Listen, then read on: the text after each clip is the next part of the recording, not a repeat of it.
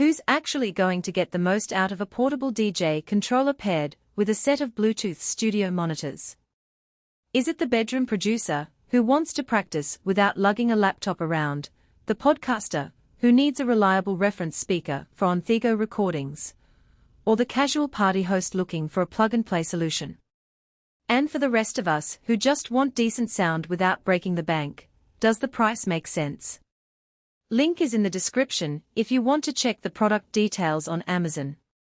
When I first saw the Mixstream Pro Go paired with the M-Audio BX4S, I was skeptical.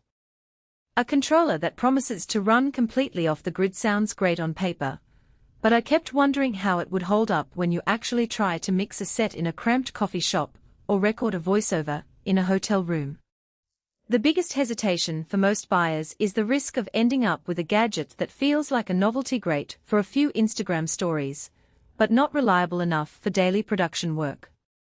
That's why I spent a few evenings testing the combo in 3 very different environments: a small living room studio, a noisy subway platform, and a quiet backyard gig. First, the controller itself.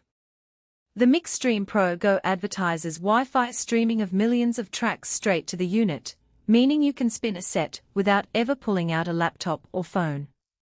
In my living room tests, I connected it to my home Wi-Fi and pulled songs from a streaming service.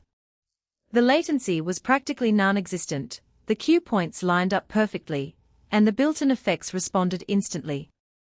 That's a huge win for anyone who wants to practice DJing without the hassle of loading USB sticks or managing playlists on a computer. However, the Wi-Fi requirement also turned into a hidden trade-off when I tried it on the subway. The signal dropped intermittently, and the controller fell back to its internal memory, which only holds a handful of tracks. If you're planning to rely on streaming in places with spotty internet, you'll need to preload your set, or accept occasional hiccups. The second part of the package, the M-Audio BX4 monitors, are marketed as Bluetooth studio monitors, which is a nice nod to wireless convenience. In the living room, the monitors delivered a surprisingly clear low-mid response. I could hear the difference between a bass line that was muddy on my old desktop speakers and the tight punch the BX4S offered. For a podcaster, that clarity matters. You can detect plosives and sibilants that would otherwise be masked, making it easier to tweak mic placement before you hit publish. On the subway platform, the monitor's Bluetooth connection was stable enough to stream a quick demo, but the ambient noise quickly drowned out the detail. In that setting, you'd be better off plugging the controller directly into a pair of headphones, which the Mixstream Pro Go also supports. So who should actually buy this combo? If you're a mobile DJ who wants to avoid the bulk of a laptop and a separate audio interface, the Mixstream Pro Go alone is already a solid entry point. Add the BX4S, and you get a compact reference system that can double as a Bluetooth speaker for casual listening. That makes the bundle ideal for college students moving into a first apartment, weekend producers who record beats in a coffee shop, and small-scale podcasters who need a quick swap speaker setup for different rooms. The value really shines when you're frequently shifting between locations and need a single, relatively lightweight package that covers both DJing and mixing. On the flip side, there are clear reasons to skip this if you fall into any of the following categories.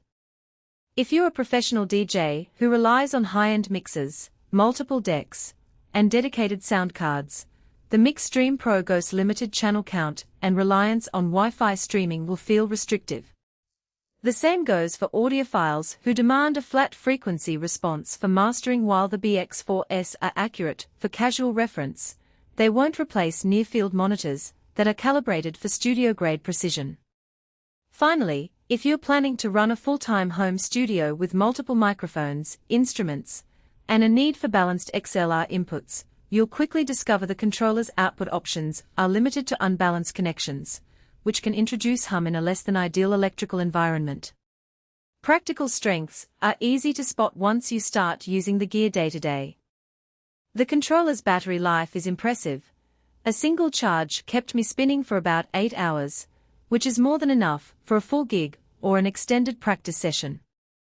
The built-in speakers on the controller, while not a substitute for proper monitors, are handy for quick checks when you're in a hotel room with no external gear. The BX4 monitor's Bluetooth capability means you can stream playlists from your phone without hunting for cables, a small convenience that adds up when you're setting up on the fly. There are also some practical weaknesses that you'll notice after the novelty wears off. The controller's knobs and faders feel a bit lightweight, which is fine for casual tweaking, but can feel flimsy if you're performing fast, aggressive cuts. The lack of